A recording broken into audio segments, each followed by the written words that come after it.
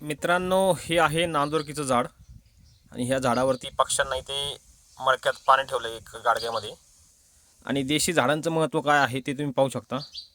ह्या झाडाखाली ह्या झाडावरती असंख्य पशुपक्षी येतात, बसतात. आणि इथे ह्या झाडावरती प्रामुख्याने कावळा हा त्याचं घरटं करत असतो प्रत्येक वर्षी. आता ह्या वर्षी नाही आहे घरटं दाखवण्यासारखं. तर इथे बघा, ह्या झाडावरती पशुपक्षी बसतात. त्यामुळे देशी झाडं हे लावण्याचा प्रयत्न करा. आता देशी झाडं लावण्याचा प्रयत्न करा हे कशासाठी? तर ह्या पशुपक्ष्यांना त्याचा आधार असतो. पशुपक्षी त्याच्यावरती घरटं करतात, त्याच्यावरती राहतात. आणि याचे जे काही बिया असतात, ह्या बिया पण पशुपक्षी खातात. म्हणजे एक अन्न साखळी पण होते. आणि दुसरी गोष्ट म्हणजे इथे ज्यावेळेस हे पशुपक्षी जगले त्यावेळेस शेतकऱ्यांना आणि आपल्या पर्यावरणाला त्याचा फायदा होतो. जसं की जे कीटक आहेत, मुंग्या आहेत, किडे आहेत, हे खाण्याचं काम हे पशुपक्षी करतात.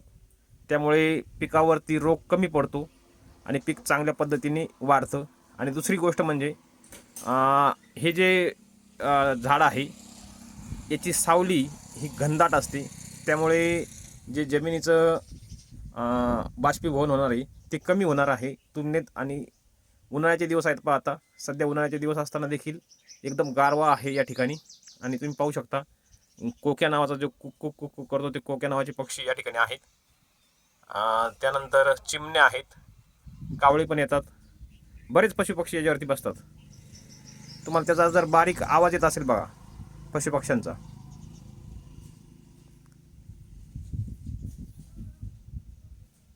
थोडं रस्त्यावरती असल्यामुळे गाड्यांचा वगैरे आवाज येतोय.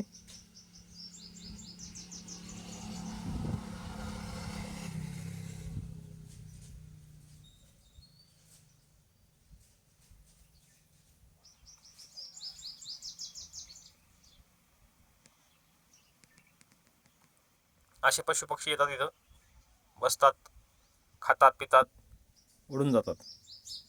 इथं चिमणी आली एक पाणी पिण्यासाठी.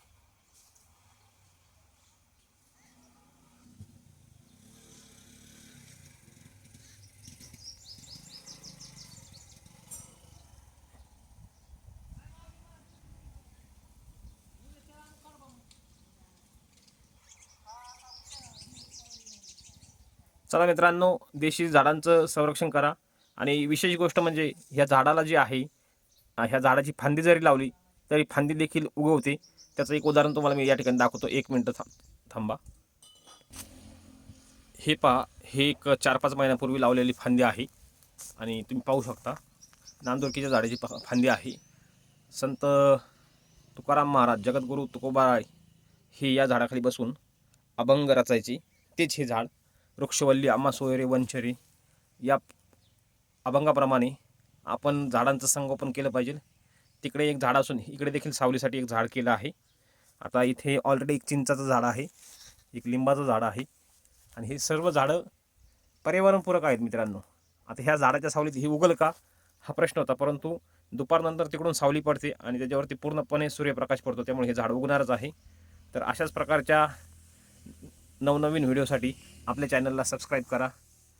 धन्यवाद.